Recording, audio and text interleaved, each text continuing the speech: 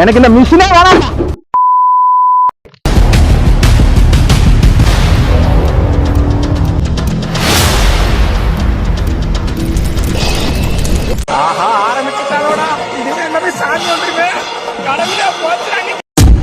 என்ன பாக்குறீங்க?